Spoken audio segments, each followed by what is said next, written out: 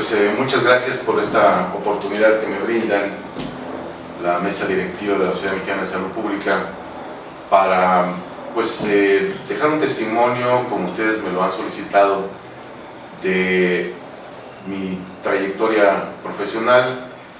Yo me gradué en la Facultad de Medicina como médico cirujano.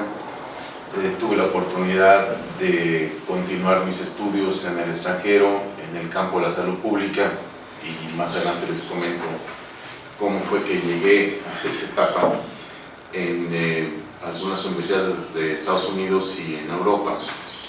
Y creo que en la vida he sido muy afortunado porque al haber nacido en la Ciudad de México, y tengo quizá un distintivo de que me caracteriza por ser del Distrito Federal, yo nací en la calle de Moneda número 20, es decir, exactamente a un costado del Palacio Nacional, junto a donde estuvo la universidad, la primera imprenta, y pues mi vida transcurrió en el centro de la Ciudad de México y vi crecer muchas cosas, el entorno, y creo que eso me permitió pues identificar algunas de las características de esta gran ciudad. En mi decisión de entrar a la Facultad de Medicina influyeron dos factores, uno familiar y otro del entorno educativo. Originalmente yo quería estudiar ingeniería en el área de agronomía, y decía, ¿cómo un chilango va a estudiar agronomía si no conoce nada del área rural o del campo? Sin embargo, se da la transición al nuevo plan de estudios donde ya se exigía la preparatoria para entrar a Chapingo. Y en ese lapso, mi madre, que había estudiado enfermería, nunca me dijo que fuera médico, mucho menos, pero yo veía como ella pues daba una atención ahí a todos los vecinos de la familia y sabía mucho de medicina. Aunque ella tuvo que estudiar en aquella época a escondidas de su familia porque no era bien visto estudiar enfermería. Entonces eso me motivó mucho a ver, bueno, qué es la carrera de medicina. Y en la preparatoria 6, en donde yo estudié en Coyoacán, tuve buenos maestros en el área de humanidades, y creo que ahí me abrieron los ojos para ver la parte de la biología. Y pues entré a la facultad en un año crítico, en el momento de 68, en 1968. Entonces he podido vivir en mi juventud y inicio de mi etapa adulta pues muchas de las transiciones que ha habido en el país. Y en la Facultad de Medicina, también por azares de las circunstancias, me pidieron unos amigos que ustedes conocen porque además han sido destacados saludistas, Manuel Ruiz de Chávez, a quien conocí en esa época, me invitó a formar parte de un grupo junto con José Narro en la sociedad de alumnos, y una sociedad que estaba cambiando el enfoque porque no quería seguir el modelo tradicional, y me dijeron, pues si eres jefe de grupo va a ser mucho más fácil para que tú representes a tu grupo. Y es así como, sin proponérmelo porque jamás había estado en alguna actividad así de ese calibre o de esa índole, pues me dan las circunstancias para ser jefe de grupo, y a raíz de esa experiencia pues pude ver el entorno de lo que implicaba un cambio para darle un giro a lo que eran las tradicionales sociedades de alumnos y hacer una sociedad mucho más participativa, que se combina con el movimiento 68. Entonces fuimos activistas del movimiento 68, vimos cómo se invadió la universidad, padecimos esas consecuencias, y esa marcha con el rector Barros Sierra fue realmente una de las grandes experiencias como universitarios.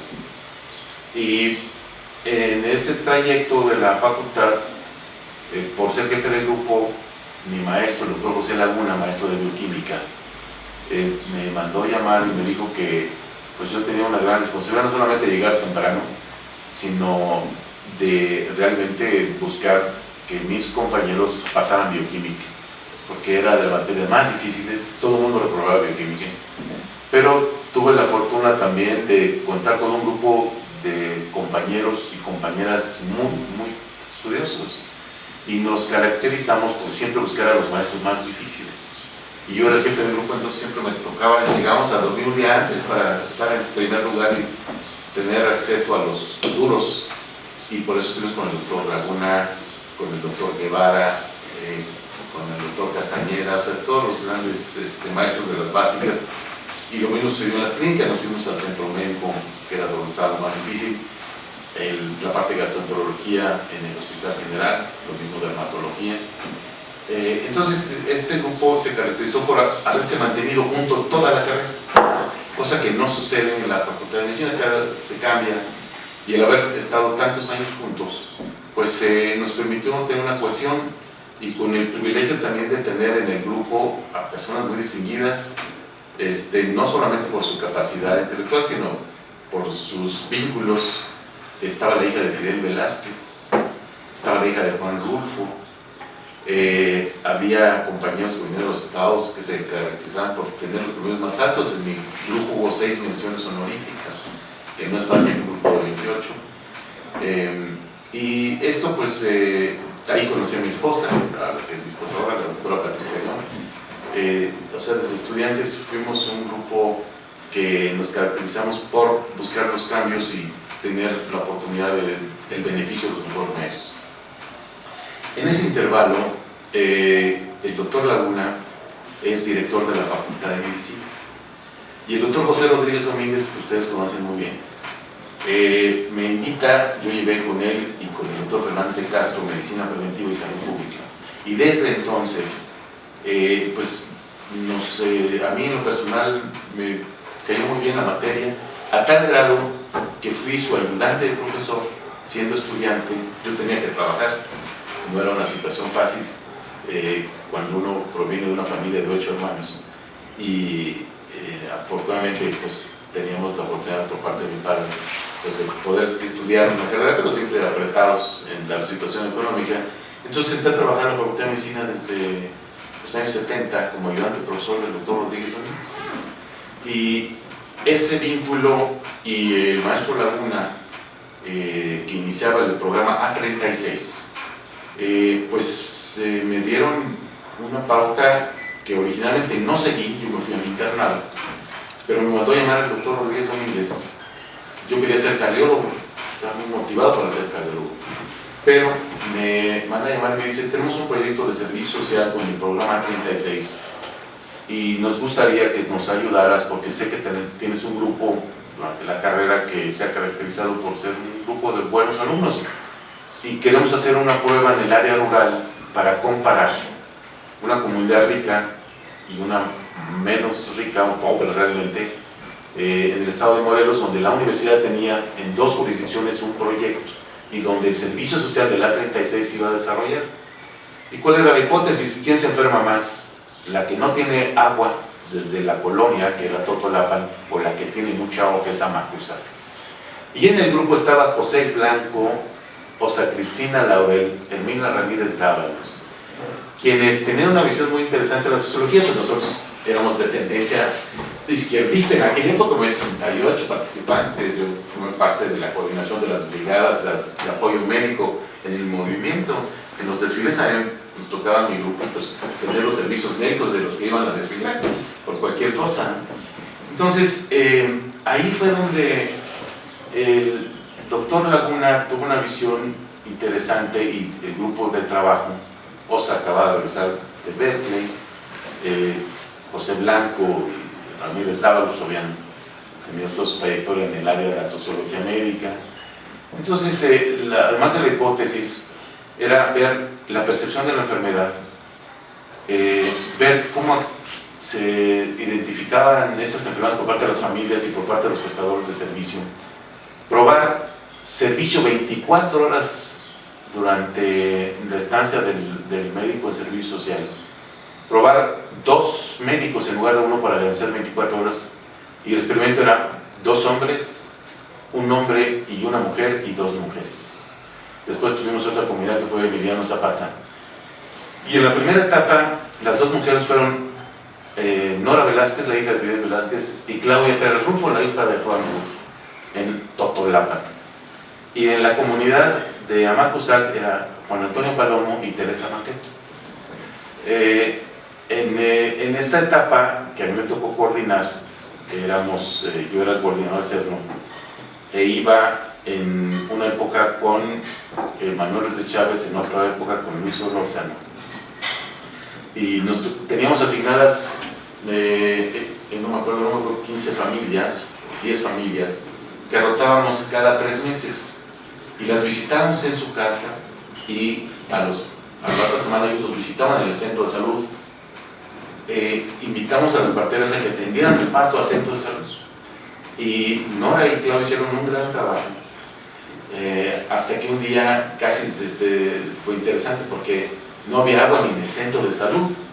Y de repente llegó una pipa de los bomberos de ahí, creo que eran de Yautepec, no de Cuautla, de Yautepec, no recuerdo bien. Y pues les llenaron los tinacos, que por cierto se salían primero porque nunca me funcionaba, y para que tuvieran las doctoras agua. Entonces cuando su papá se enteró de que no tenían agua en el mandó, no sé cómo, y llegaron las super pipas a llenar de agua, nos vas a destrozar. Y digo, no, pero era justo que tuviera agua en centro de salud, y de hecho ya lo habíamos reclamado, porque las condiciones en que los pasantes prestan el servicio son pésimas. Y si no, que le pregunten a Antigua, que yo estuve insistiendo mucho cómo tenían mal a los pasantes allá en Veracruz, en particular por un caso familiar. Y hasta la fecha persiste esto. Las condiciones en las que se prestan servicios son muy malas, y parte del proyecto era mejorar esas condiciones dotándole de los medicamentos, del instrumental, y de que se pudieran atender partos en los centros de salud. Siguió en esa generación la doctora Yáñez, y Lucía batió récord de atención de partos en el centro de salud. Ya no solamente eran de Totolapan, sino de toda la región que se enteraba, que ahí permitían que las parteras asistieran. Pues esa experiencia de campo de prácticamente 3 años, pues, y la influencia, debo reconocerlo, de Osa Laurel en esa etapa, pues yo decidí, por recomendación, ir a Berkeley a estudiar epidemiología con el doctor Stallons, que era el jefe del departamento. Pero resulta que al doctor Stallons lo nombran director de la Escuela de Salud Pública en la Universidad de Texas en Houston, y por eso es que me fui a Houston, siguiendo a Stallons. Entonces el doctor Raúl Stallons, amigo del doctor Laguna, pues me recibe, y yo gestioné por iniciativa del doctor Rodríguez Domínguez y el doctor Laguna la beca de la OMS OPS, y me fui becado por OMS OPS a hacer mi maestría. Estando ya y teniendo la experiencia de trabajar en campo, realmente mi residencia fue en el área rural, Totolapan, Amauzal y Emiliano Zapata, y después en Tlaxcala, en Huamantla, con el proyecto para la medicina familiar que se hizo, que fue el modelo junto con la clínica 30-31 del Seguro Social de lo que es ahora el programa de medicina familiar en el IMSS. Todo surgió de la 36. Y en esta vivencia en Estados Unidos, pues yo entré a un programa con miras al doctorado, que era epidemiología, población y administración de servicios de salud. Y fueron esas 3 áreas las que yo seguí, con otras que se vincularon con antropología médica, sociología, por supuesto estadística, epidemiología, demografía, toda la parte de biología de la reproducción, y es ahí donde me involucro mucho en lo que después sería parte de mi carrera. Yo estudié con los doctores Steinberger, que fueron los pioneros en anticoncepción en los Estados Unidos, y me dieron un panorama muy interesante. Y mi maestro de administración, el doctor Jay Glasser, que después fue presidente de la Sociedad Americana de Salud Pública, me orientó para que yo continuara mis estudios fuera de la Universidad de Texas, y me fui a Minnesota a hacer epidemiología en el curso que se da de epidemiología en métodos avanzados. Y posteriormente, él, que había regresado de un sabático de Europa, yo me fui a Londres. Para aquella época ya había seguido en la trayectoria del doctor Laguna, que era hacia la salud pública, Manuel Ruiz de Chávez, y Manuel estaba allá en Londres. De hecho, yo llegué a vivir en la casa de Manuel Ruiz de Chávez mientras estuve en mi estancia en Londres, con un proyecto que ahí debo reconocer que fue para mí la parte más importante de mi formación, porque tuve una visión muy amplia. Cuando me pidió el doctor Blase que hiciera, para poder justificar el que yo hiciera en el extranjero el curso de administración de servicios de salud, se valían en el modelo que tenía la Universidad de Texas. Si uno encontraba mejores cursos en otra universidad, se lo validaban como un curso, si hubiera sido de la Universidad de Texas. Así me fui a Minnesota para epidemiología y así me fui a la Universidad de Londres en la Escuela de Higiene y Medicina Tropical. Para 3 áreas, en demografía médica, en medicina comunitaria y mi proyecto de administración. Entonces, esos 3 meses en Europa, yo comparé a 5 países para ver sus sistemas de salud, sus sistemas de información y sus programas de planificación familiar. 2 países socialistas, Yugoslavia y Checoslovaquia, los que clasificamos como capitalistas, Reino Unido, Suecia, Holanda y Dinamarca. Entonces, como era becado y conseguí la beca, una extensión de mi beca, entonces yo viajé en avión para poder tener tiempo de hacer ese análisis comparativo. Y esa visión y esa vivencia de haber platicado con tanta gente. Yo estuve con el doctor Chervenka, que fue maestro del doctor Rodríguez Domínguez cuando estudió en Checoslovaquia. O sea, se fueron contando, como decía Stephen Jobs, los puntos, y fui armando pues, una experiencia muy amplia. Regreso por petición del doctor Laguna, ya que Pepe Narro también salía a Birmingham y él quería que yo me hiciera cargo del departamento de medicina general, familiar y comunitaria. Regreso, él ya estaba en su etapa que yo llamo política, como subsecretario de medio ambiente en esa primera etapa, y ahí es donde me reencuentro con la facultad al tener que regresar para atender la petición del doctor Laguna, en donde me decía que había que dar continuidad al trabajo inicial, pero el entonces director consideró que yo era muy joven para ser jefe de departamento y no fui jefe de departamento. Pero ahí se da otra coyuntura, ya era el sexenio y es donde, por eso les digo que el destino muy afortunado, los azares del destino me empujaron para seguir una carrera en el sector público. Al ir en representación de la Facultad de Medicina a una reunión de lo que iba a ser una coordinación nacional del programa de planificación familiar, en donde se daba un giro después de la terminación del sexenio de Luis Echeverría, cuando ya se tiene la Ley General de Población para pasar de una política natalista a una pronatalista, toca el sexenio de López Portillo implementar esa política. El entonces designado secretario, Emilio Martínez Manato, designa a su hermano Jorge Martínez Manato como coordinador de ese programa y pide a la Facultad de Medicina que mande un representante porque tenían un proyecto para iniciar esta actividad en el país. Cuando llego, había mucha gente, yo conocí al doctor Martínez Manato por sus trabajos, que había estudiado biología de la reproducción, y veo que pues, no solamente tiene una autoridad moral, sino también política, y todo el mundo le decía que hacía todo lo que proponía. Me pregunta qué opinaba yo, y pues regresando de mi formación, pues yo todavía ofrezco las bases metodológicas, empecé a hacer preguntas, cuál era el objetivo, cuál era la cobertura, etcétera, etcétera, y todavía no los ponía, nada más que él preguntaba qué opinaba de la idea. Y dije, pues para tener una respuesta yo necesito saber esto y esto. Entonces se pusieron a exponer todo y ya no me volvió a preguntar. Entonces yo levanté la mano y dije, doctor, creo que esta propuesta que ustedes van a hacer no va a funcionar, va a ser muy riesgosa y puede poner en peligro la buena intención de la capacitación que ustedes tienen. ¿Y qué era lo que querían? Querían capacitar a todos los pasantes en servicio social, que iban a salir al servicio social, en la alberca olímpica, con cursos, unas pláticas, y pues le dije, eso no va a funcionar. Además está usted concentrando a todos los estudiantes, y si hay un movimiento político ahorita, como había en aquella época, pues es muy buen nicho para que se meta la gente y les armen un verdadero escándalo. Yo tenía la experiencia de haber estado pues, en grupos de dirigencia estudiantil y sabía lo que eran capaces en aquella época. Entonces, ante esa experiencia es que me invita él a participar en la coordinación nacional. Yo le dije que no podía aceptar porque tenía ya el compromiso en la facultad, pero empiezo por las tardes.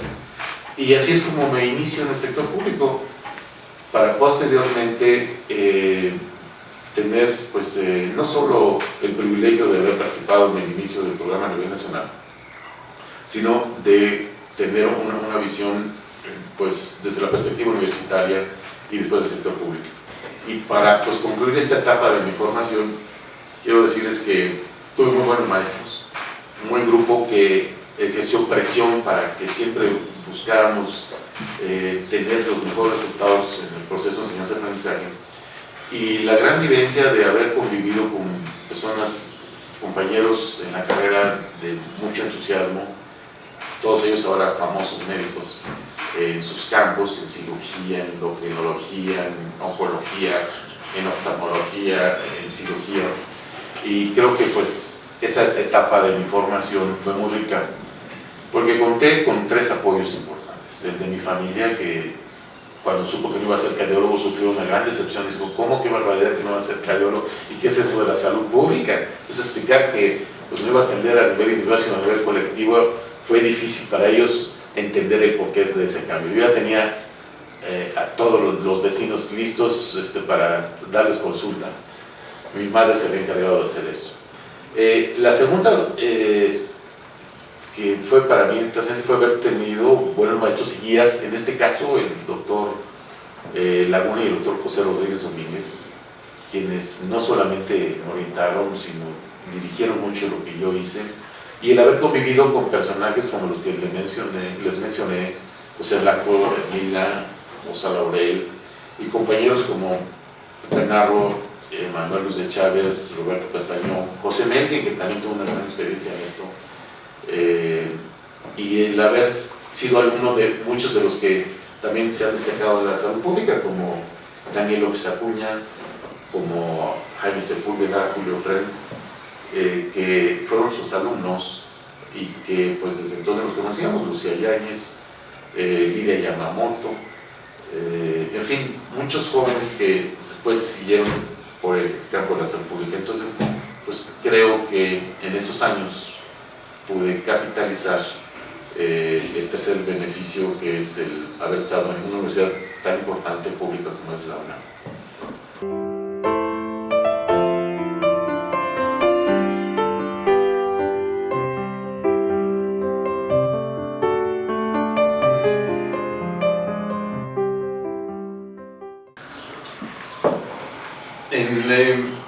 En el ámbito de la salud pública que ustedes me piden que ahora aborde, pues yo lo dividiría en las 3 áreas en las que me formé, es decir, en la parte de población, epidemiología, particularmente ahí fue investigación en salud sexual y reproductiva con el enfoque de la epidemiología para probar nuevos métodos anticonceptivos. En el desarrollo del Programa Nacional de Planificación Familiar, posteriormente en mi incursión como secretario del Consejo Nacional de Población, donde ahí tuve también el otro privilegio de poder pasar a una visión mucho más amplia de lo que es población y salud pública, o la salud poblacional, pero desde la perspectiva del desarrollo. Y en la tercera, que fue la de administración de servicios de salud, cuando también me hago cargo del Servicio de Salud Pública del DF, posteriormente del programa de ampliación de cobertura, después Progresa, después en la Subsecretaría de Salud y después en el Instituto de Seguridad y Servicios Sociales de los Trabajadores del Estado.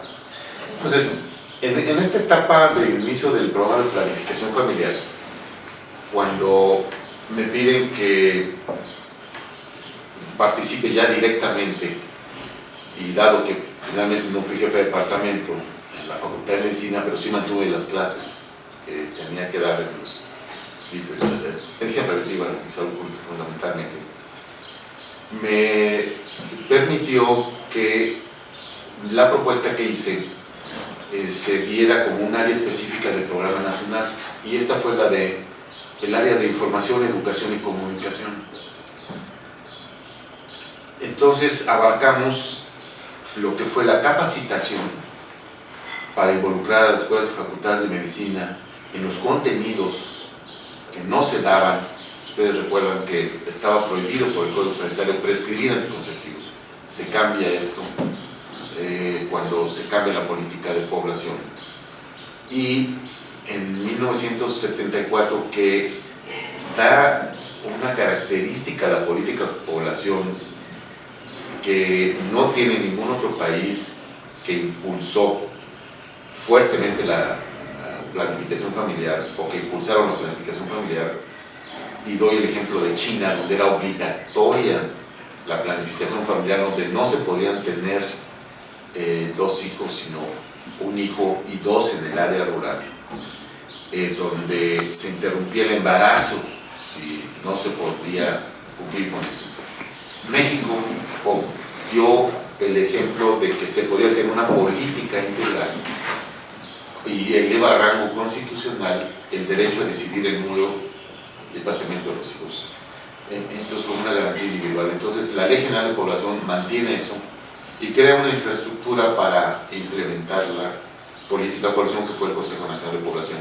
Y uno de los miembros del Consejo era la Secretaría de Salud. Y la Secretaría de Salud establece una coordinación nacional para todas las instituciones de salud, involucrando a otros actores como el educativo, para poder implementar esto. Entonces, se da una amalgama muy interesante de poder contar con unas bases legales que no siempre se tienen, de tener una programación, y para mí algo que fue relevante y decisivo en el éxito que tuvimos en este programa, que se establecieron metas de mediano y largo plazo. Y eran metas para ver los avances, no eran metas como se criticaban para acabar con los mexicanos, que no se reprodujeran, no, era para ver cómo iba avanzando el programa. Y además se tuvo un dato basal, es decir, partimos de una tasa de crecimiento de las más altas en el mundo, 3.5, y una tasa global de fecundidad prácticamente de 6. Entonces se hizo la primera encuesta nacional, que era la demográfica en Health Surveys de aquellos años, que fue de las primeras encuestas en Latinoamérica, y que nos dio la pauta para medir exactamente en dónde estaba el problema de México y poder programar actividades de intervención a través de las instituciones de salud. Entonces, la responsabilidad que me tocó fue el programa de información, educación y comunicación, como les decía, en donde era importante capacitar a médicos, enfermeras, trabajadoras sociales, parteras, todos los que tuvieran que ver, todos los actores que tuvieran que ver con la participación comunitaria. Tener un programa de información a la población y un programa de comunicación. Y se ha perdido de vista, desafortunadamente, que esta triada, información, educación y comunicación, es fundamental para lograr un cambio de actitud y comportamiento de los seres humanos. Y en la vida aprendemos por imitación o experiencia propia. ¿Y por qué se identifica esto? Porque el hecho de informar no garantiza que se acepte lo que uno informa. Y tenemos 20 ejemplos. Todo el mundo sabe que hace daño fumar y fuma. Todo el mundo sabe que hace daño beber en exceso y sigue bebiendo. Todo el mundo sabe que hay que tener protección durante la relación sexual y no lo hace. Todo el mundo sabe que si come en exceso a lo que quema en calorías, pues va a subir de peso. Lo sabe, pero no lo hace. Es decir, lo aceptan, pero no lo practican. Pues el primer estadio del cambio de actitud de conducta es este de la aceptación. El segundo es el de la práctica, es decir, hacerlo. Ok, dejé de fumar, ya no fumo. Dejé de beber, ya no bebo. Tengo relaciones sexuales protegidas. Como adecuadamente hago ejercicio. Pero viene la etapa, el tercer estadio, la etapa más difícil, que es el de la continuidad. Entonces, rompemos y volvemos a fumar, volvemos a beber, volvemos a tener relaciones no protegidas, volvemos a comer en exceso. O no nos protegemos para evitar un embarazo no deseado. Lo hice la primera, después se me olvidó, después ya no quise. Entonces, los 3 estadios de este cambio, aceptación, práctica o uso y continuidad, se refuerzan con las estrategias de información, educación y comunicación, y se implementan con los programas que existen. de promoción de la salud, de educación para la salud, de atención temprana del embarazo, que no sucede, con todas las medidas que hay para evitar el tabaquismo, etc. Entonces, ese fue el programa que llevamos a cabo y obtuvimos por parte de la AIDE, que financiaba el apoyo del programa en una de las etapas, el presupuesto más alto para la campaña de promoción de educación y comunicación fue de $1 millón de aquellos en 1978. Se dice fácil. ¿Y por qué tuvimos éxito en ese proyecto y nos dio $2 millones de dólares? Mi padre tenía una imprenta y él quería que yo me hiciera cargo de la imprenta. Entonces aprendí a lo que era desde barrer hasta diseñar lo que serían los dummies de lo que se quería producir. Entonces cuando a mí me piden que haga un proyecto, pues yo prácticamente describí exactamente cómo iba a hacer, porque tenía esa experiencia de haber aprendido cómo hacer un presupuesto para materiales impresos. La empresa de padres de hacer revistas importantes, y finalmente me dio la oportunidad de que yo hiciera lo que quisiera. Pude estudiar medicina, pero él tenía la decisión que yo me hiciera cargo del negocio.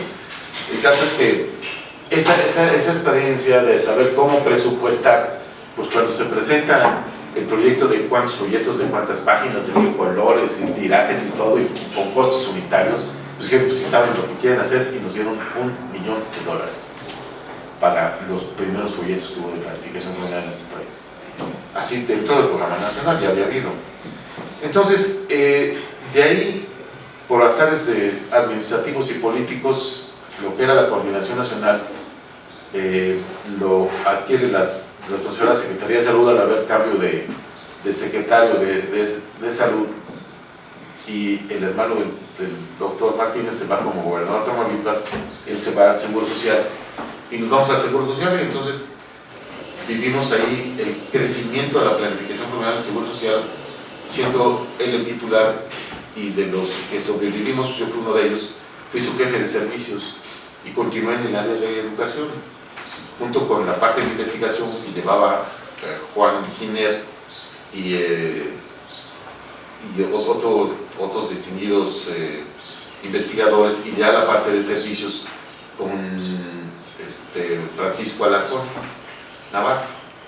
Entonces, éramos los 4 subjefes de servicio que había para el área del Seguro Social, y realmente, gracias al Seguro Social, se logró, por la infraestructura que tenía, avanzar en la cobertura de servicios.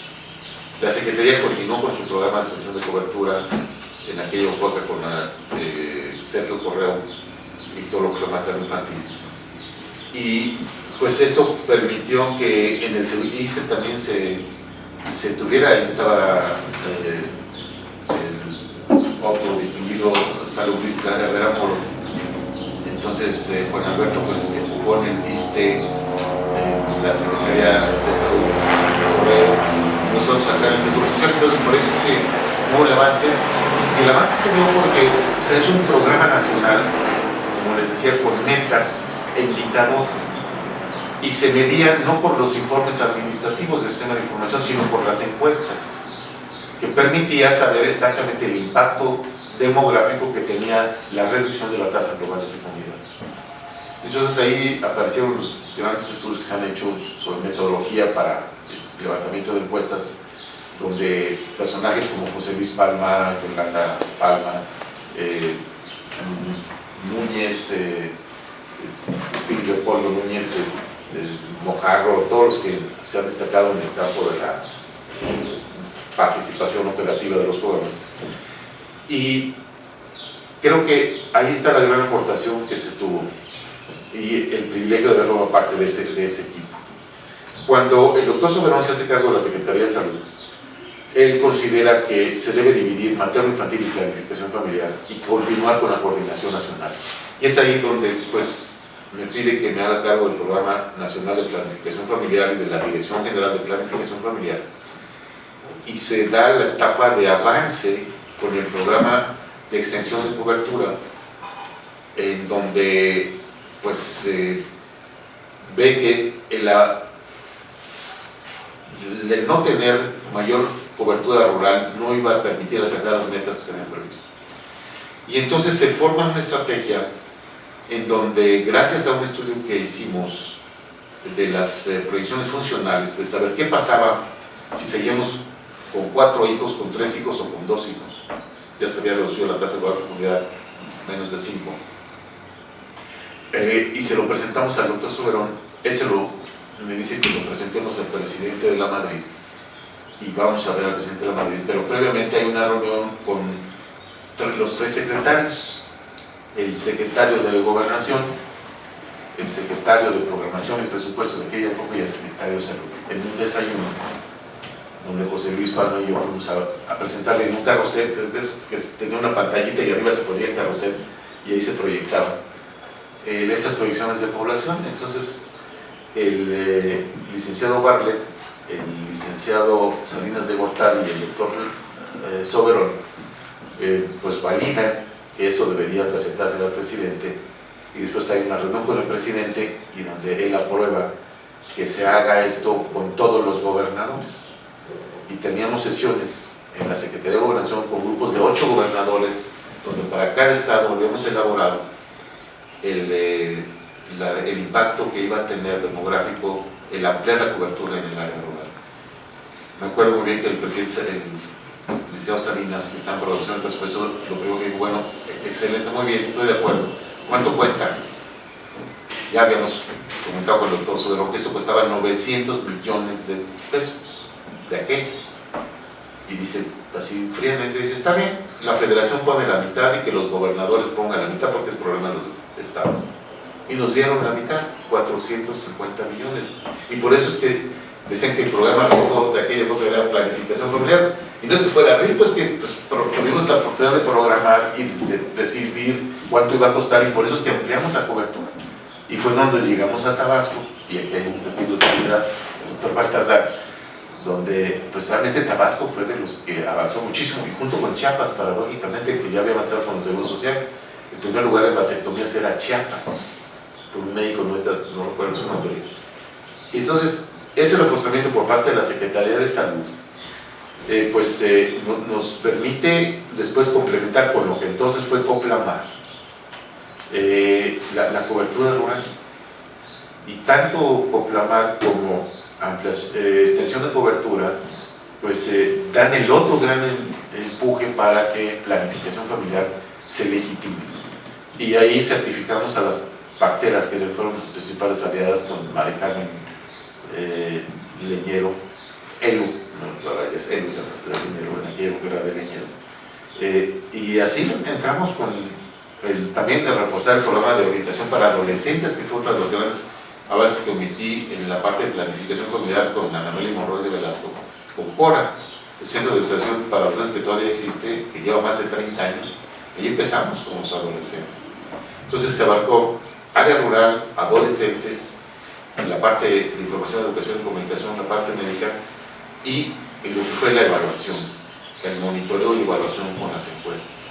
Entonces, el haber también formado parte de esa etapa, pues para mí es muy satisfactorio, porque no solo pudimos dar resultados, sino dejar una infraestructura que ha permitió avanzar.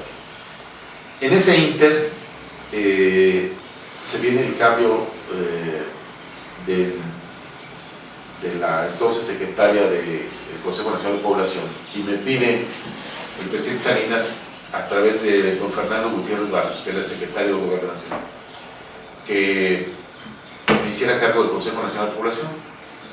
Situación que el doctor Cumate, quien había continuado después del doctor Soberón, y que yo tuve el privilegio de haber sido también otro de los sobrevivientes con el doctor Cumate, sobrevivimos 3: el doctor Mario Lieberman, Jaime Sepúlveda y yo. Todos los otros directores generales cambiaron con el doctor Cumate.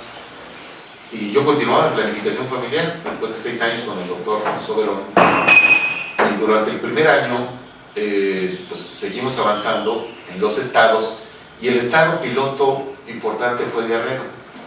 ¿Y por qué? Porque el gobernador era José Francisco Ruiz Massieu, quien me pidió personalmente que impulsara planificación familiar en Guerrero, porque sabía que allí había un gran problema demográfico. Y estando yo en una sesión con el gobernador, donde probamos una metodología muy interesante. Se empezaron a inventar las primeras computadoras portátiles, o se inventaron en aquella época.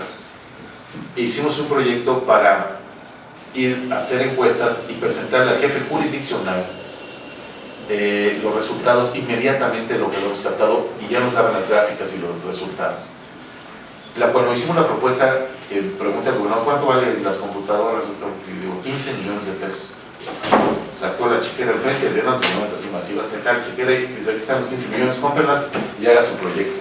Así de, cosa que yo dejaba muy impactado, y ahora cómo lo voy a hacer, pues lo hicimos.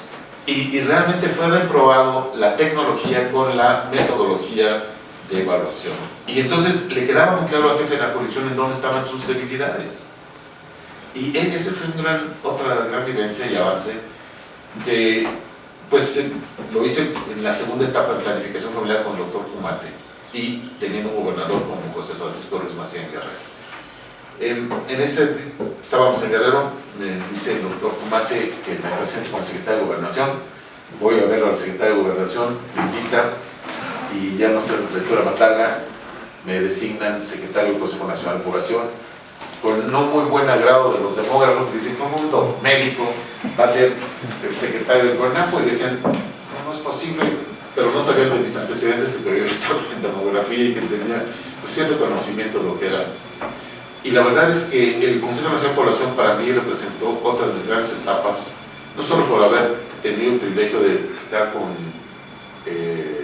Gutiérrez Barrios, sino porque él dio la instrucción de que no estuviera en la Ciudad de México. Me dijo, doctor, no quiero que esté en la Ciudad de México, vais a ver a los gobernadores. Y teníamos reuniones con los gobernadores, tuvimos con todas las entidades federativas, para presentarles cuál era la política de población y lo que se tenía que hacer. Y si ese secretario de Estado, se reunía el gobernador con todo su gabinete y teníamos la oportunidad de presentarle en una mañana cuáles eran las líneas del programa nacional. Así las cosas, pues fue una gran experiencia el haber estado con él y haber recorrido todo el país. Y él apoyó en las otras 3 áreas que para mí representaron, adicional a la planificación familiar que viví previamente, haber podido desarrollar. Una fue la parte de planeación en el Consejo Nacional de Población en 3 aristas. La primera, desarrollo regional. La segunda, el haber desarrollado lo que fueron los indicadores de marginación, los índices de marginación para la planeación. Y la tercera fue el haber fortalecido los consejos estatales y municipales de población. La segunda fue en el área de información, educación y comunicación nuevamente, donde se reforzó, hubo teleseries, telenovelas previas a las que se dieron, además de las de planificación familiar, en películas, una campaña muy fuerte que se hizo. Y la tercera fue en el área de educación sexual. Y en educación sexual, la literatura que teníamos era exclusivamente extranjera.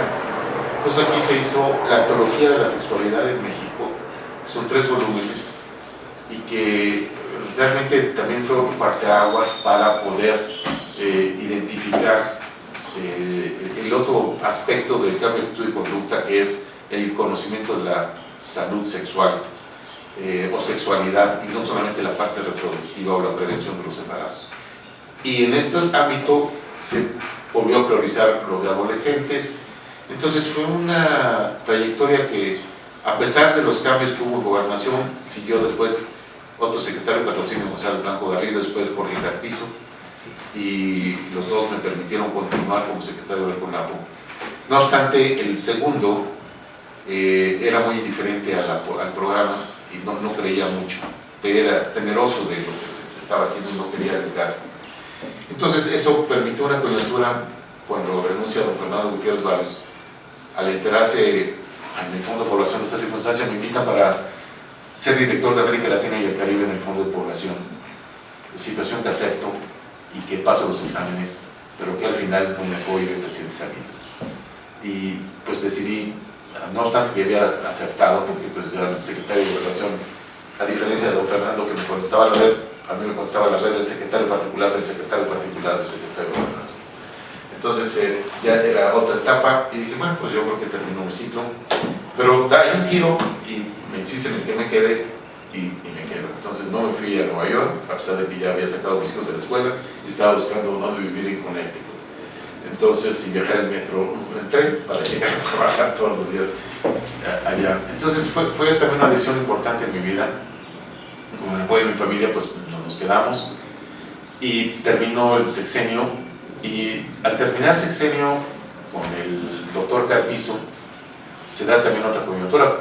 El subsecretario de Gobernación José Narro, entonces hubo pues una protección adicional porque creían en población y se logró tener un excelente papel en la Conferencia Mundial de Población.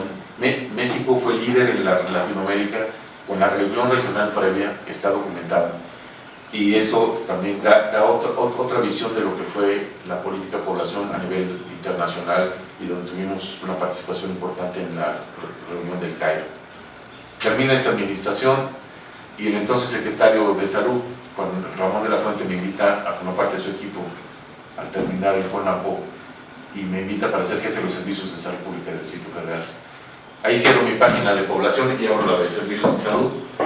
Y pues también fue otra gran experiencia porque el reto era la descentralización de los servicios en la administración del presidente Zedillo y la prioridad era Chiapas y DF y decían que deberían ser los primeros en descentralizarse y fueron los últimos, el último fue el DF. Y aquí es donde pasamos a otros ejemplos de lo que nos permitió dar las bases de la descentralización que no se cumplieron en el caso del DF, pero que nos ubicaron avances interesantes como la regulación sanitaria para hacerla programada e identificada y no como se venía realizando donde había muchas quejas, para la regularización de lo que fueron todos los sistemas de información y registro, para ampliar la cobertura en base al estudio que habíamos hecho de marginación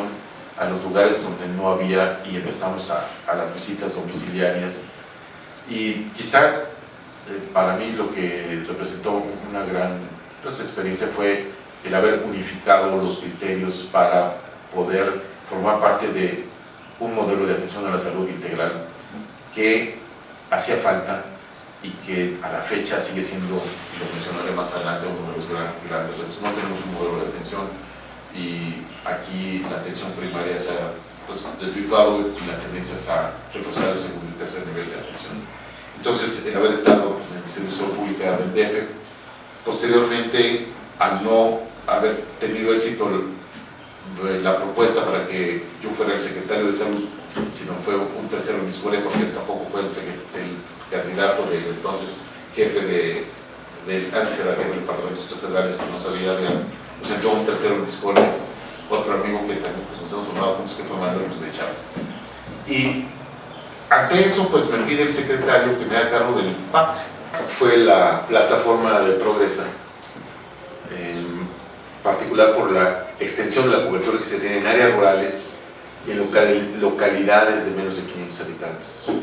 Tenemos más de 130,000 localidades de menos de 500 habitantes y allá habíamos iniciado junto con la primera etapa que fue extensión de cobertura a las unidades móviles desde entonces, y que después se vino a descubrir que eran la mejor estrategia inventada, cosa que ya habían existido desde planificación familiar, las unidades móviles, en darle la infraestructura que requería Progresa, un programa muy visionario y que se confundió después en el enfoque cuando se cambia de nombre como Oportunidades. Progresa se hace para romper el círculo intergeneracional de la pobreza, no para abatir la pobreza. Hay muchos otros programas y no se le puede dejar a un solo programa la responsabilidad de abatir la pobreza, y creo que ese ha sido uno de los grandes retos que hemos tenido.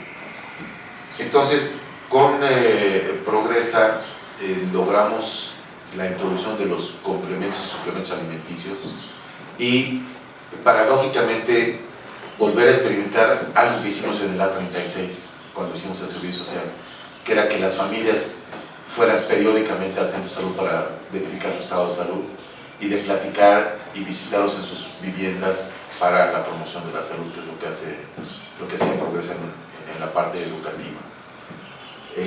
Entonces, fue realmente muy interesante el haber tenido el privilegio de ganar el premio del Banco Mundial como uno de los mejores programas que tenía el banco, y que recibimos el premio en el año 2000 por el entonces secretario, el licenciado González Fernández, que ya para entonces pues me había pedido que fuera subsecretario de Servicios de Salud, y que pues como había sido responsable del programa de empresa de cobertura, pues que fuera con él a recibir ese premio a Washington, y creo que ahí pues se vio pues reflejada la trayectoria del programa y del impulso que tanto el doctor de la Fuente le dio al programa como el entonces subsecretario Narro, para que tuviera todos los recursos y que fuera la aportación de la Secretaría de Salud para la Secretaría de Desarrollo Social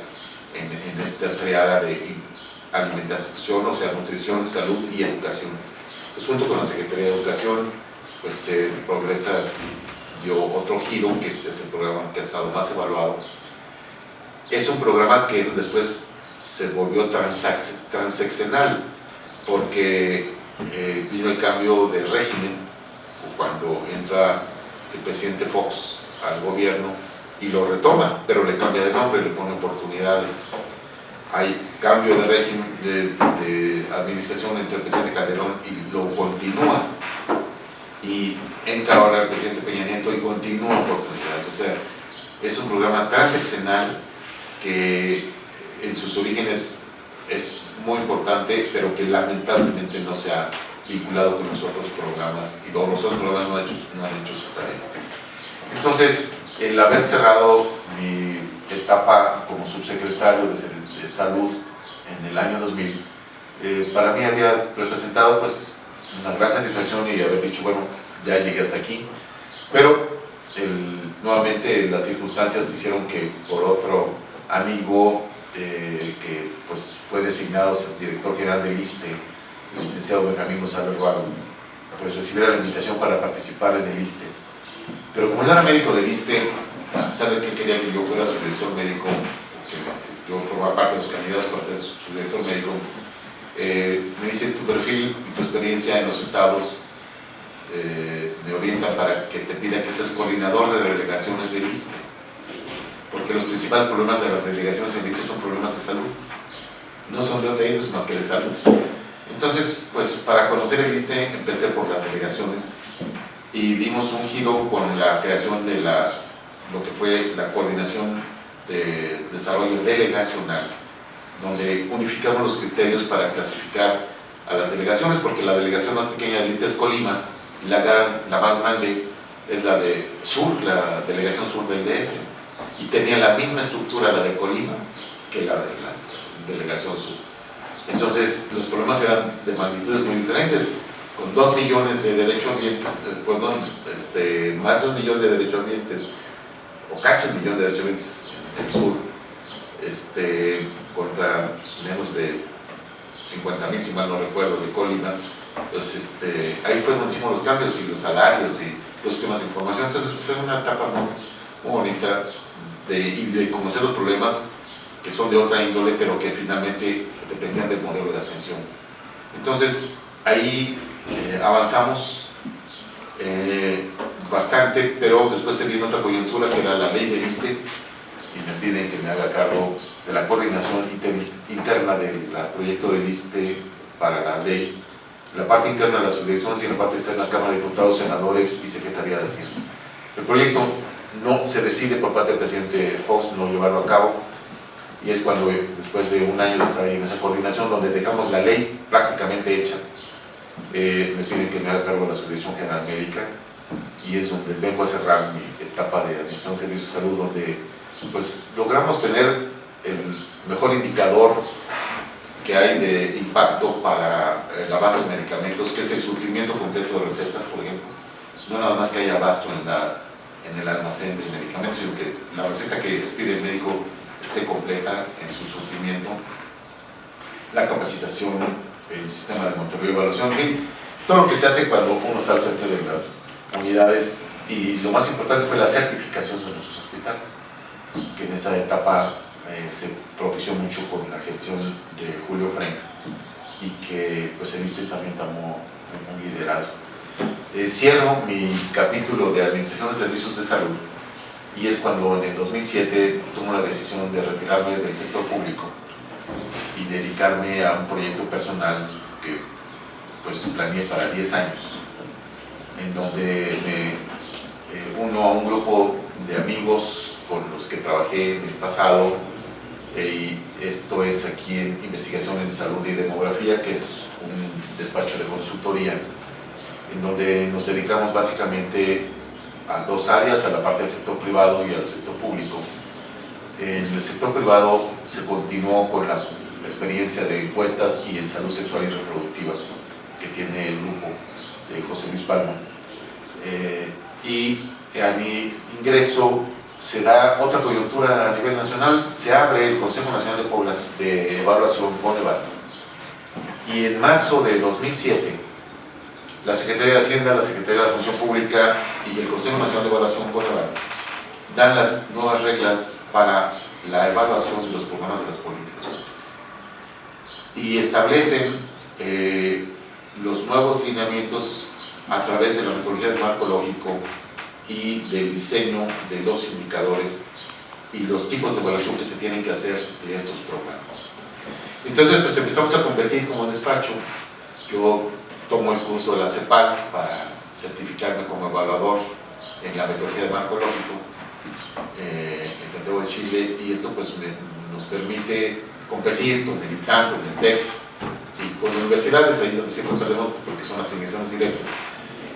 Pero hemos evaluado y nos tocó hacer la matriz de oportunidades, evaluar el seguro popular, caravanas de la salud, en fin, hemos los objetivos del milenio, hemos competido, y nuestra firma pues se ha posicionado en el área de evaluación, relación estratégica, y recientemente en evaluación del desempeño, cuando la Auditoría Superior de la Federación nos pide que participemos en el proyecto de capacitación y después en la capacitación en las entidades federativas con las auditorías estatales superiores para evaluación del desempeño.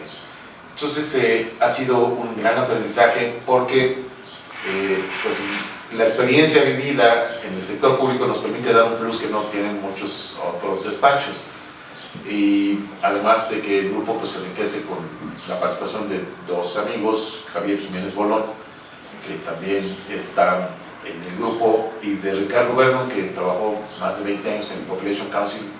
José Luis Palma y yo pues somos los aquí digamos, soñadores que queremos cambiar muchas cosas y que hemos logrado, de acuerdo a lo que tenemos que hacer, porque hay que trabajar para sobrevivir, o sea que no esté gratis.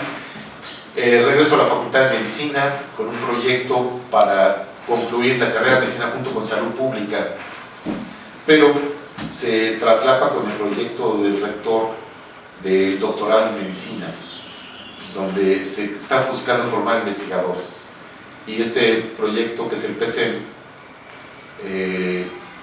da como pauta la investigación básica, la clínica y la sociomédica. Entonces me tienen que apoyar para la parte sociomédica, y entro ahí en ese proyecto donde estoy actualmente colaborando en la facultad.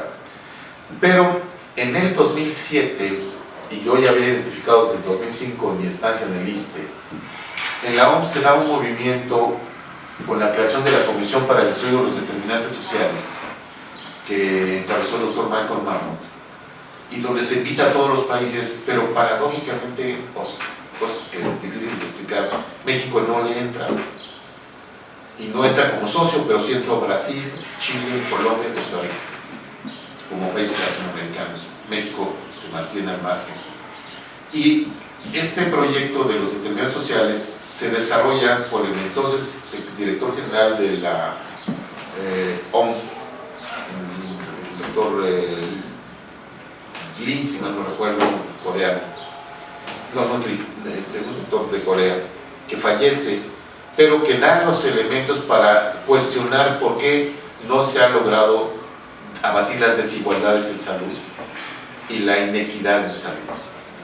Y entonces le pide al doctor Marmot que con distinguidos investigadores, yo creo que ha sido de los proyectos más importantes de la OMS, después de la doctora Brundtland en el 2000 con el peso de la enfermedad, para comparar el porqué de las diferencias entre países, el porqué de las diferencias dentro de cada país y el porqué de la desigualdad y la inequidad. Entonces da los elementos y da la propuesta concreta en el 2008, y entonces se vincula este fenómeno nuevamente con la apatía mexicana de no participar, a pesar de que lo aprobaron en la asamblea. Pero en ese momento que se presenta el informe del doctor Marmot, el doctor Mahler presenta el informe anual de la OMS sobre atención primaria y vuelve a revivirlo de alma ata y establecen la estrategia dentro de los determinantes sociales intermedios en donde puede intervenirse en el área de salud es la atención primaria. Entonces esos dos documentos son fundamentales, el informe de la comisión y el informe de la OMS o el documento de evaluación de la OMS sobre la atención primaria, que es más necesaria que nunca, se llama el título. Y ahí están las nuevas pautas de lo que se tiene que hacer. Entonces, en esta etapa en la que me encuentro, dado que el gobierno no lo toma, yo lo promuevo en la Academia Nacional de Medicina, de la cual soy miembro, y donde también aquí tengo que hacer un corte que omití, porque en este periodo del 2000 al 2007 yo fui presidente de la Sociedad Mexicana de Salud Pública, y en ese vínculo que tenía yo con las instituciones del sector público, pues logramos, yo digo, 4 cosas para la sociedad. Uno, formar parte del Consejo de Salubridad General, que me tocó a mí iniciarlo, tener un local propio, que desde años no se tenía, y tener ese patrimonio, el reforzar pues la participación de las filiales estatales y se da el paso para que sea un presidente alguien de un estado. Y el cuarto, que para mí pues representa también una gran satisfacción, que fue el poder participar más activamente dentro de los ámbitos ya de la planeación. Entonces, esa suma que se da ahora en mi estancia fuera del sector público, pues la capitalizamos, yo la capitalizo en lo personal porque lo viví directamente. Entonces, ahorita me dedico básicamente a la parte de evaluación, a hacer estudios de evaluación y a participar en lo que es planeación estratégica. También tuve la oportunidad de ser invitado por Pathfinder International, que es la organización ONG más antigua de los Estados Unidos en salud sexual y reproductiva. Tiene 55 años de existencia, tiene 21 programas en 21 países en el mundo, la mayoría de Asia y África. Y me acaban de nombrar vicepresidente de Pathfinder International, donde tengo que estar en Boston 2 veces al año y participar cada 2 meses en reuniones de teleconferencia. Y creo que ha sido en esta etapa en la que me encuentro pues muy satisfactorio haber regresado a la facultad, estar a nivel internacional y estar trabajando con este grupo en el despacho para poder pues subsistir, porque hay que, como decimos aquí, conectar la chuleta, que es parte del reto, pero estar actualizado en todos estos ámbitos. Y creo que he sido muy afortunado porque cierro mi ciclo en el sector público e inicio en este periodo mi ciclo personal de mi tiempo, y también que me permite formar de otro grupo de la Agencia Alemana para el Desarrollo, donde hay un proyecto en el que participo de 10 países para la investigación en determinantes sociales de la salud. Hemos tenido reuniones en Brasil, en Alemania, y ahora va a ser en Johannesburgo, en donde pues se está reforzando la parte de investigación. Y pues creo que en esta área pues estoy muy satisfecho, pues viendo en los años que me quedan de actividad. Ya formo parte del INAPAN, entonces creo que hay que saber cerrar ciclos, y estoy ahorita en mi etapa de desarrollo personal, trabajando muy contento y teniendo el privilegio pues, de seguir formando parte de la Asociación de Salud Pública en el Comité de Asesor Permanente y pues en el vínculo con la Academia de Medicina, ahora como presidente del Departamento de Salud Pública y Sociología Médica, tener también el reforzamiento con el Comité para el Estudio de las Determinantes Sociales de la Salud de México, donde hemos realizado ya eventos internacionales que han posicionado pues, ya a la academia en el ámbito y sirvió para que esta administración, la doctora Mercedes Juan y con otro distinguido saludista Pablo Curi, pues ya se tomen dentro de las políticas de salud de esta administración a los determinantes sociales como una de las intervenciones básicas.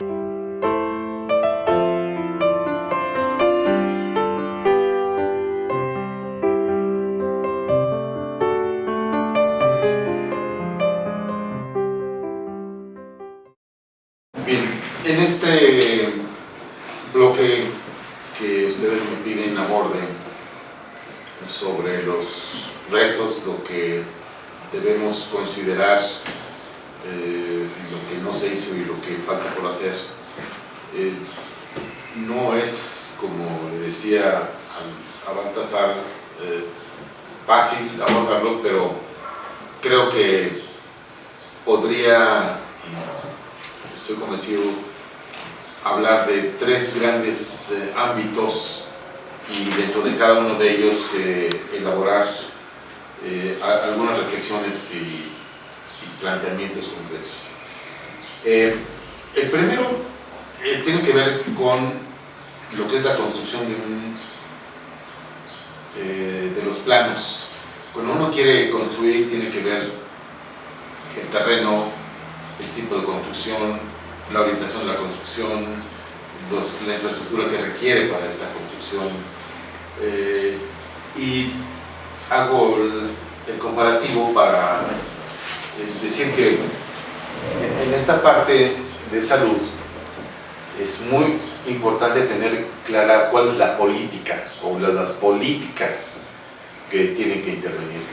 Y tener políticas públicas es difícil en estos tiempos de crisis financieras internacionales y locales como las hemos tenido en los últimos 35 años en nuestro país. Y en segundo lugar porque estas políticas están fuertemente influenciadas por los planteamientos que se hacen a nivel internacional por los diferentes organismos, OMS, OPS, todas las organizaciones de Naciones Unidas, los bancos. Y esto lleva también a considerar las presiones locales, los sindicatos, los grupos de poder, la situación de los que definen la dinámica financiera, los partidos políticos, los grupos o gremios dentro del área de salud que tienen acceso a la toma de decisiones. Entonces, las políticas públicas y las políticas de salud en particular, junto con las otras importantes como son las de educación y trabajo, pues siempre reciben esta influencia.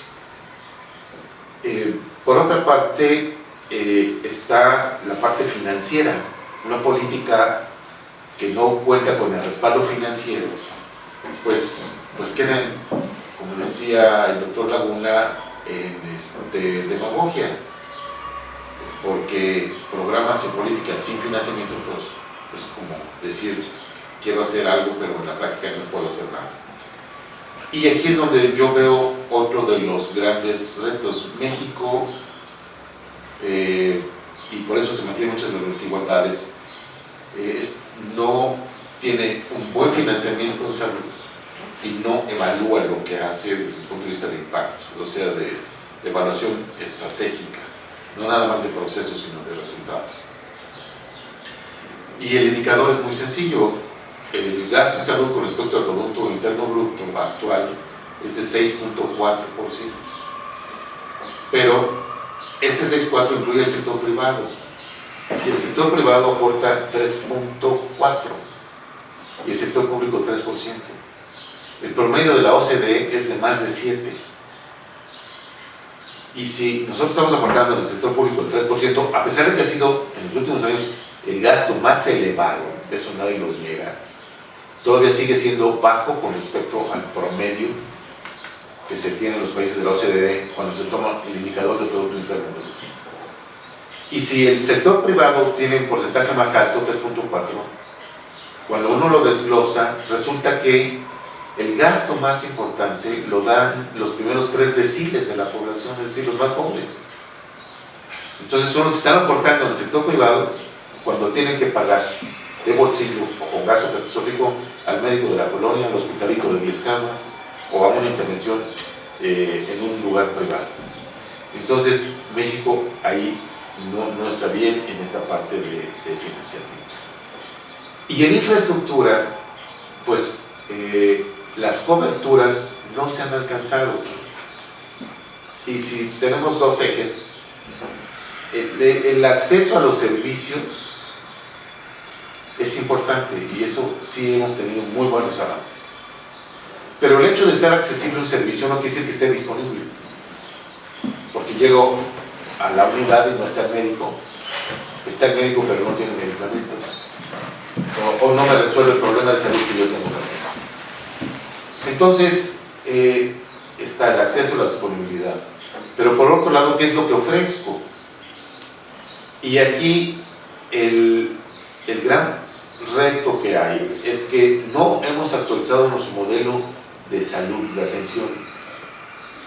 Y al no tener un modelo actualizado con las nuevas circunstancias, México ya es un país urbano, ya no es un país rural. A pesar de la gran dispersión y del gran número de localidades rurales, 80% están en zonas urbanas. Ahorita ahí está la gran disyuntiva. Pero lamentablemente, por no haber considerado o haber invertido más en el desarrollo social, México incrementó el número de pobres en los últimos años.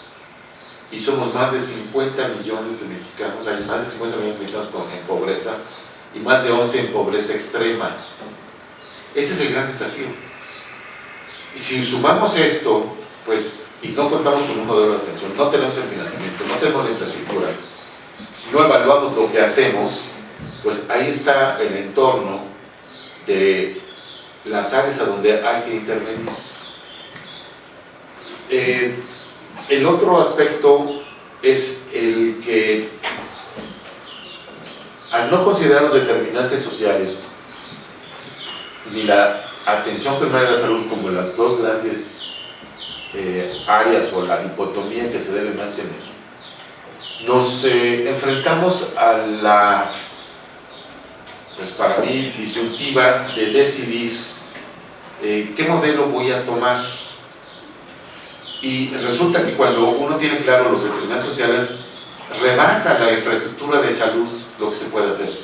Porque nosotros no podemos modificar la vivienda, no podemos modificar las condiciones de acceso, no podemos modificar la infraestructura de drenaje y agua para beber, no podemos intervenir en que haya empleo para todos, no podemos intervenir para que el nivel de escolaridad sea mayor al que tenemos actualmente, no podemos intervenir en que el 6.9% de la población sea analfabeta todavía en el país en 2014, no podemos intervenir en las diferencias de género.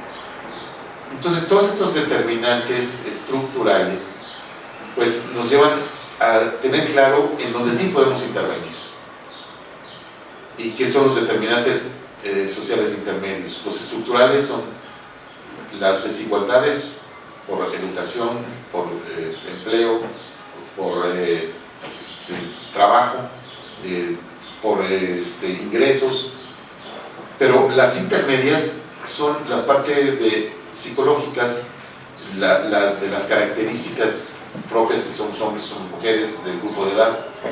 Entonces los determinantes sociales, que son las condiciones en las que nacemos, crecemos, nos educamos, trabajamos, vivimos y morimos, son las que determinan nuestra salud, pero que se ven afectados por estas estructurales mayores.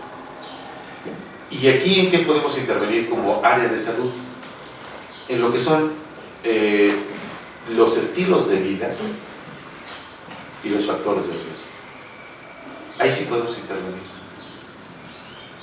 Pero con un modelo de atención que privilegia la atención curativa y la infraestructura de alta especialidad, pues nuestros pocos recursos financieros se están yendo hacia los efectos de los problemas de salud y no hacia las causas de los problemas de salud.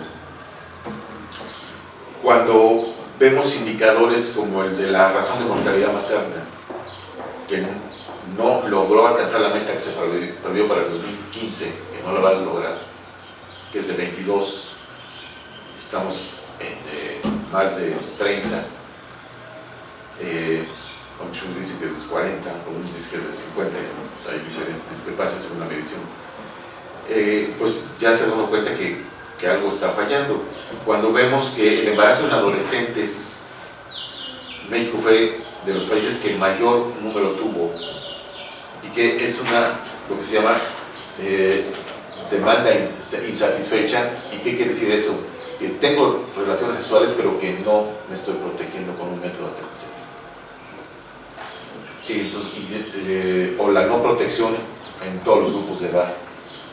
En la primera relación sexual cuando se hacen las encuestas se pregunta sobre la primera o la última relación sexual si fue protegida, y vemos que el 60% de la población no se protege, a pesar de las buenas coberturas que hay en los anticonceptivos.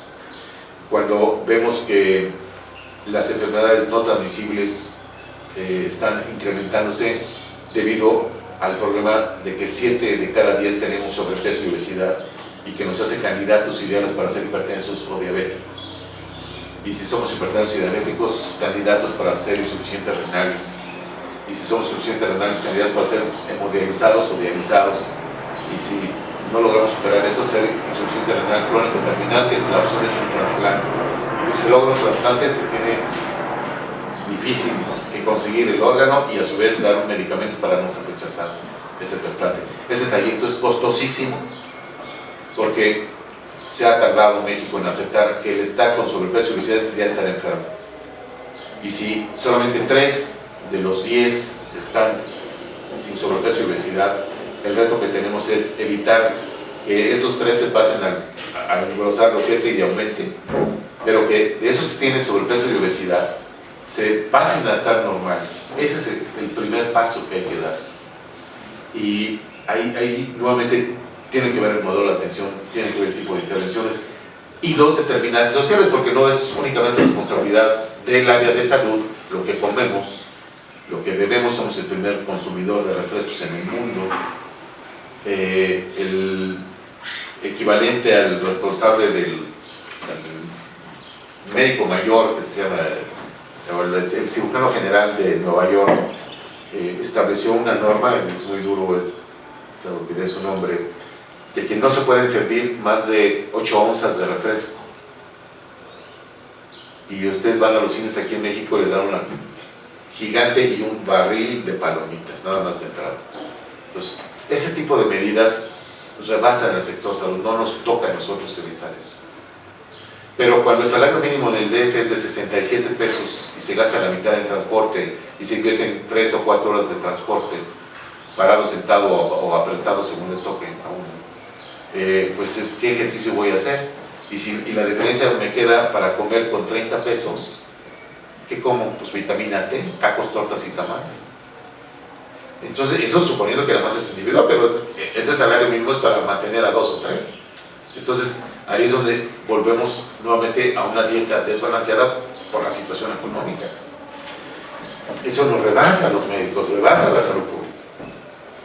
Pero sí podemos ser líderes para que se consideren en todas las políticas los aspectos de salud, que es el gran movimiento que se dio ahora en la reunión de promoción de la salud mundial en Helsinki, la última, y que pues lo están tomando algunos países, fundamentalmente los países europeos. Los países europeos están tomando determinantes sociales y salud en todas las políticas. El programa de salud para todos en Estados Unidos toma a los determinantes sociales como la pauta para intervenir. Y nosotros no lo estamos haciendo. Estamos orientándonos hacia la cobertura universal. La cobertura universal es necesaria, pero no es el fin, es el medio. Y si eso no se entiende, va a ser muy difícil que lo alcancemos. Entonces, debemos tener ese medio, sí, la cobertura universal, pero para poder evaluarlo, tenemos que ver el indicador de salud. ¿Y cómo medimos eso? Mejorando las condiciones de salud, los indicadores de salud de los más pobres y no de los que están en situación media o favorecida. Ese es el indicador. Debe modificarse más rápidamente el de la población pobre. Es el evaluador, ese es el indicador del PAN. No lo vamos a lograr si no tenemos una cobertura universal, pero no como fin, sino como medio, porque ya en el sexenio pasado se dijo que teníamos cobertura universal y se confundió a la afiliación del Seguro Popular con la cobertura. Y ya ahí empezamos con problemas. Entonces, atención primaria y determinantes sociales son los elementos que tenemos como sector salud, y se habla de un sistema de salud fragmentado. Así crecimos, no es que esté fragmentado, está fragmentado en la organización, está fragmentado en las prestaciones, está fragmentado en la infraestructura, está fragmentado en los recursos, está fragmentado en los presupuestos. Esa es la fragmentación real. Pero si ahora que tenemos la oportunidad de contar con una nueva administración, con un plan nacional de desarrollo, con un programa sectorial, vamos a depender de la especificidad de los programas de acción, donde se vea qué se propone para intervenir en los determinantes sociales. Y aquí hay tres variables que hay que considerar: la formación de los recursos humanos, y aquí estamos fallando desde la formación de nuestros médicos, enfermeras, trabajadoras sociales, todo lo que es el equipo de salud, en la formación de los especialistas en salud pública, que ni siquiera sabemos cuántas escuelas hay o qué programas hay. Y yo creo que es una tarea de la Sociedad Mexicana de Salud Pública tomar ese liderazgo. ¿Qué programas, qué se están enseñando en esos programas? ¿Qué pasa con esos saludistas? Antes era requisito para ser jefe de jurisdicción ser maestro de salud pública, ya no se sigue esa regla. Y por eso vimos lo que pasó en 2009 con la influenza, independientemente de los problemas. Pero lo estamos viendo con el resurgimiento de la tuberculosis, con lo que es la resistencia al tratamiento. Lo estamos viendo con el no abatimiento del dengue y el paludismo. Lo estamos viendo con también la desnutrición. Lo estamos viendo también todavía con iras y eras. Entonces, además de las no transmisibles, pues todavía estamos teniendo zoonosis importantes, sigue habiendo rabia, sigue habiendo problemas importantes endémicos que no se han resuelto en Chiapas. La oncocercosis, la cisticercosis, la filariasis sigue estando presente. Entonces, creo que estamos en una situación donde el recurso humano es fundamental, y si no se enseñan determinadas sociales en la carrera, o cómo evaluar, o lo que implica la atención primaria, y estamos orientando hacia la formación de especialistas, ahí vamos a tener un reto adicional. El otro es que se llama capital, ese es el capital humano, pero también hay un capital social. El capital social que hay que desarrollar es el de las redes, es el de la sociedad civil organizada. Nosotros dependemos de redes. Nuestra primera red es la familiar, después la de nuestro ámbito en donde vivimos. Y recuerden ustedes que en la vida no salimos de un triángulo: nuestra casa, nuestro trabajo, si estudiamos, nuestra escuela, y en donde nos divertimos o recreamos. De ahí no salimos, ese es el triángulo: de la casa, a donde trabajamos y a donde nos divertimos. Y ahí es donde están las intervenciones que hay que tener para el cambio de actitud y conducta, para los estilos de vida. Pero cuando metes a la pobreza, cuando metes a la falta de infraestructura, cuando metes que no hay un modelo, cuando metes que no hay indicadores, cuando no estamos evaluando, pues hace más difícil la tarea. Pero hay que ser optimistas, y en ese sentido creo que la Sociedad Mexicana de Salud Pública se han sanado, porque sí somos muchos salubristas, y ahora que nos vamos a reunir en Mérida, y ojalá todos puedan participar aportando ideas, aportando propuestas concretas, factibles de implementar, logremos este cambio. Creo que debemos tener más presencia y realmente en nuestros ámbitos de influencia insistir en que se debe formalizar la salud pública en los responsables de la toma de decisiones, como es a nivel jurisdiccional, para que con este capital humano y social, con estos modelos de la atención primaria y las comunidades sociales, y con la necesidad de políticas estatales de financiamiento y evaluación, pues realmente garanticemos este derecho a la protección de la salud que establece la Constitución.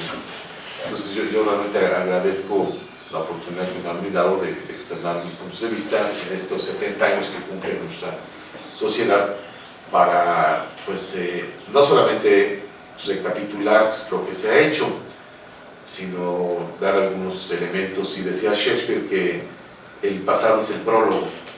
Tenemos un gran pasado como salubristas, hubo grandes líderes, tomamos desde Lisiaga en las reuniones mundiales que había de higiene en el siglo XIX, pues ya figuraban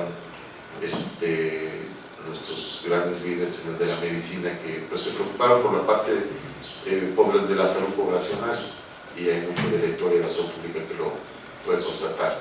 Entonces, pues realmente, Carlos Baltasar, les agradezco esta oportunidad, el tiempo, y espero y deseo que pues la suma de esfuerzos y de pensamientos positivos que todos los entrevistados estamos escenando, ustedes las puedan compilar. Y no hay recetas para esto, es acción lo que hay que hacer, y si seguimos manteniéndonos en equilibrio, como si estuviéramos en una bicicleta, pues hay que pedalear, porque si dejas de pedalear te vas a caer. Entonces eso lo dijo Einstein, y creo que la Sociedad Mexicana de Salud Pública debe mantener este equilibrio, pedaleando fuerte para mantener pues el movimiento, y que la salud pública realmente se posicione adecuadamente y logre pues dar estos cambios que todos estamos viendo como preocupantes para el futuro de nuestra sociedad. Muchas gracias. Pues como expresidente de la Asociación Mexicana de Salud Pública, quiero invitarlos para que asistan, participen, promuevan la próxima reunión anual que tendremos en Mérida, Yucatán, del 19 al 21 de noviembre, y que estoy seguro será, pues, no solamente como todos los eventos que hemos realizado, pues una oportunidad para que nos mantengamos en el liderazgo de la salud pública, y que pues lo que ahí se diga se puede implementar en cada una de nuestras entidades. La experiencia de San Luis Potosí fue muy positiva, y en particular quiero agradecer, aprovechando este foro, la distinción que me hicieron al haberme otorgado la medalla al mérito sanitario, que para mí pues representa un incentivo más para pues seguir atento a lo que nuestra sociedad haga, no solo por lo que representa, sino por el impacto que se puede tener para las próximas generaciones. Muchas gracias.